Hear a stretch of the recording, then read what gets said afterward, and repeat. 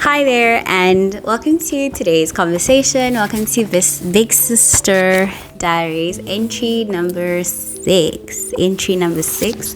If you're new here, this space has been created for me to just share, I'll say, my realizations and revelations in relation to life in general, to different life themes, and we've touched on a number of big themes, and we're going to talk about a bigger theme today as well. I think that was birthed from the conversation that I started in the past week around big emotions. And as I was sharing my story, as I was sharing, I'd say, where I was at in that video, and please do check it out. And something that stood out was really just learning how to build and set boundaries, right? So I go to my notebook app, and I really just think through. I'm like, okay, if I was to set this boundary, what would that look like, right? And really, that's just what we're going to be thinking through together. And I'd love to hear your thoughts in terms of how your process is. But this is a process that I'm going to be implementing for myself going forward, going into 2025. So I'm hoping that it will be helpful to you as well. You can try it. We're trying something out. And this is not based on any book recommendation or anything. This is just me thinking through, I guess, my lived experience and what I haven't been doing versus what I would need to do in terms of learning to build boundaries. So I'm just going to use this as a second sound check because our mic hasn't been behaving very well. So I'm just going to check and then we'll jump into the video. So it's perfectly fine. So I did went to chat GPT, and I was like, hey chat, how you doing? No, I didn't say that. I just said, define boundaries simply, and I'm just going to read it to you. So boundaries are defined as limits that we set to protect our time, energy, emotions, and values. They help us to communicate what is acceptable and unacceptable in our relationships and interactions with others.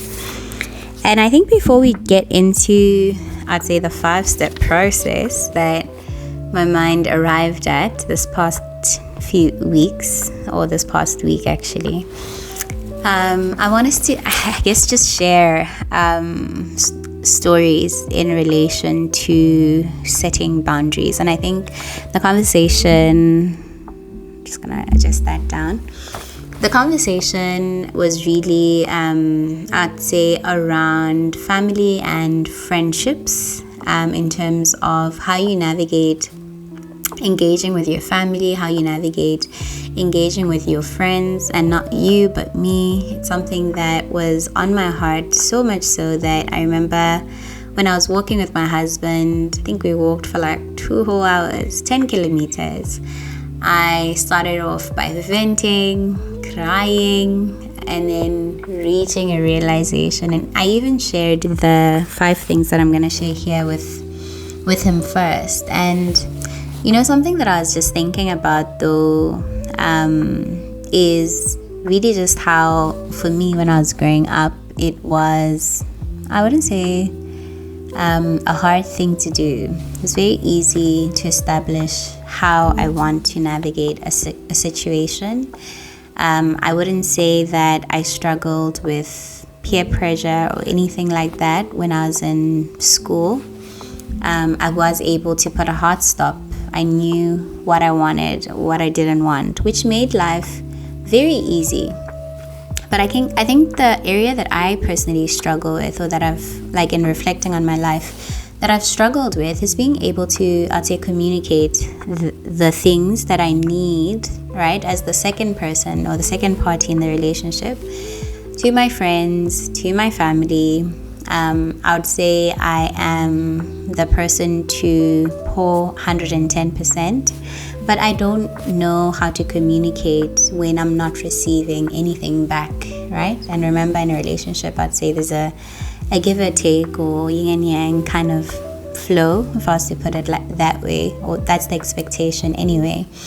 But I think personally I struggle with being able to communicate that. And in thinking about boundaries today, it's really just thinking about operating from an empowered place to say, I haven't been actually teaching the people in my life how to treat me, and I've been allowing certain things. And it's unfair not only for me but for them as well, because the relationship doesn't grow, the connection doesn't become any deeper than the shallow conversations we have. So I think as I'd say free therapy for myself on the screen today, just to say that I arrived at a place where I settled to say this would be my modus operandi going forward in terms of how to engage with people at work, in my personal space. And I will share, like, in really just reflecting, not me picking my nose on the video, just reflecting, like, both personal and professional, to say obviously because you engage with people, they have certain ways that they'd want to engage with you, and you can't hold it against them. That's who they are, right? But in learning how to set boundaries, I think what I believe in hindsight they would have done would be to protect the relationship, right? Not to protect myself, not to protect you. We're not cutting anyone off. Hear me clearly, right? So you're protecting the relationship in this case. When boundaries are established, there's no encroachment. That person isn't encroaching into your space, you're not encroaching into their space, and they are clearly communicated boundaries in how you talk to each other, what you share. I actually heard someone this week say TMI. Is it? Yeah, too much information, right? I had this bad habit of oversharing. Woo! When I look back now, I'm like, Bakhrata, why are you sharing that information with your boss? It's not necessary. Relax. Too much information, right? But in thinking about protecting the relationship in this case is to then say, when you've realized and established and determined the boundary, it then becomes easy to actually live out the experience confidently and show up as yourself in that relationship. So that truly would be the intention, I believe, of learning how to set boundaries for yourself. So do a stock take, do a life audit, and really think, what is it for you? For me, oversharing, not being able to communicate what I need, right? And hence losing, never win-win, but lose-win because I'm unable to communicate, right? My needs, right? In the relationship, right? But in thinking about boundaries, going back to our chat definition, let's refocus. ChatGPT says boundaries are limits, right? Lines, I can imagine as a line.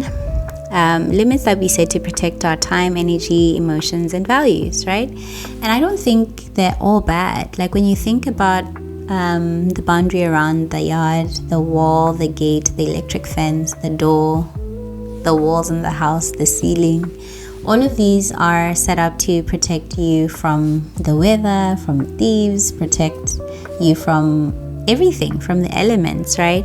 So they are necessary. So in thinking about it from that perspective, to then say professional boundaries, personal boundaries, spiritual boundaries, I don't know if there would be spiritual boundaries, but thinking about it from that place to say, if there is no boundary, anyone will walk in to require your time, to require your energy, and will trigger certain emotions. So do you have strong boundaries established in your life? Or is everyone coming? Is it a party? People are coming and taking your energy, taking your time. And it's purely because you haven't sat down to define the boundaries for yourself. So let's do this together. I wish I get invited to speak about this one day, right? I'm going to write a whole speech. But, we're here together, so let's do the work together, workshop style. I noted down 5 things that I'd want for us to work through mentally to establish a boundary, all right, to protect our time, to protect our energy in whatever form, personal or professional, right? So these questions could relate to a moment, a situation, a relationship, a conversation, right? But I think operationally, let's take a conversation to focus the steps, right? So before you get into a conversation, let's just say we're setting boundaries on oversharing, given that this girlie is an oversharer, right? The key or the first thought is, what do you want? Right? The first question is, what do you want? So in the before you even get into the conversation, and before you press at work, there's teams, before you make the team's call, what do you want from this person that you are calling? Make it very clear to yourself first, so that you don't pour out confusion when you get into the conversation. Secondly, what do you expect? And the way I thought through these steps actually, to regress, I'd say go back from how I structured to say the conversation as a operational definition, but instead being able to communicate these things to the person, right? So relationship, yes, actually. So being able to communicate what do you want, or being able to communicate that to yourself and to the person in question. Being able to communicate your expectations. Professionally, very easy. Personally, it's usually so muddled. But what do you expect from this moment, from this conversation with this person? And what will happen if the expectations aren't met? What will happen if I cross the line? Be able to communicate that, understand it for yourself, and communicate that clearly with this person. We're not fighting, communicating. The fourth thing is, what is the implication for the future of the relationship if this boundary is crossed, right? What is the implication? So being able to communicate that, to say, if this is not done in the future, this will happen. But usually you'd find professionally there's processes, so if a certain step is missed, things will go wrong. But even personally, being able to establish that, to then say, what will be the implication? Will you harbor resentment? Will you get angry? Will you get frustrated? But being able to communicate that, and obviously this might be premised on things that may have happened before, and you are able to see, when this person speaks to me like this, I get triggered. So being able to go back to that person once you've calmed down and say, but when you speak to me this particular way, right, I feel frustrated and angry and I'm unable to connect with you. I don't know how you'll phrase it. But the last question is, has the other person understood and acknowledged all these things, right? So I put myself, made myself a guinea pig in the past week. And this was in a professional setup, right? And I work in a team where there's a support function that is connected to us, and I have to communicate with with this team before the end of the day for us to do end of day, activities, right? And something that had transpired was just a conversation with one of my teammates in this support team. And in thinking through, I'm like, but what do I want in this moment? So being able to communicate to this person to say, I want you to be clear. I actually don't understand how you want me to help you in this moment, first of all. And secondly, also being able to say, but I'm struggling because you aren't communicating with me properly, shouting or getting emotional. I'm struggling to actually help you. So can we calm down and get to a place where you can actually share with me how I can support you right now? And it's going back to thinking about, what do you want, communicating expectations, if the expectations aren't met, and I had a win, like in putting myself and making myself a guinea pig.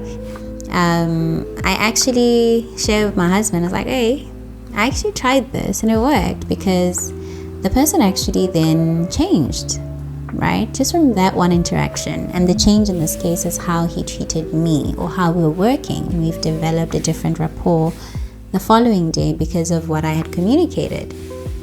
And for me, I felt it was such a win because this was something that for me I struggled with. But in coming to this realization of trying to establish boundaries to protect my time and energy, emotions and values, I was able to, I'd say, get a win in my professional space. I'm still practicing that.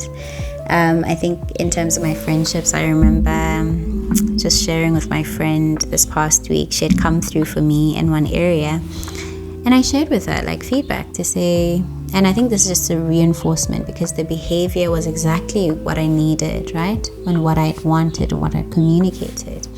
To say thank you for showing up for me in this particular way, right? I am learning in this season to communicate what I need, because you'd find that where you aren't able to communicate, when I wasn't able to, there would be resentment that was harbored, and we don't want that, right? But otherwise, today's Big Sister Diary won't be so long because I'm actually recording on a day where I'm supposed to be traveling to go see my grandparents. So exciting. So we're going to just end this conversation here today, but I'd want to hear from you. Please leave it in the comments. How do you deal with boundaries? Do you even know what your boundaries are in relationship, at work, in your personal space? Please share on the comments. Your engagement means the absolute world to me. And if you are new here, thanks for stopping by. I am Khorata Khwisanesalalidi. I'm a faith-based content creator, and I create new content every Sunday, Monday, and Friday, and I love it here. So I'll be here for a while, for a very long while. To those who are my existing subscribers, thank you so much for following your girl on this journey. I pray that may every video bring a blessing into your life. May it help you think through your life, and may you change it for the better. Let's changing the world one story at a time. Let's go. But otherwise, may God's favor locate you, and may His grace sustain you as you live out this weekend and the coming week. I'll see you on Sunday.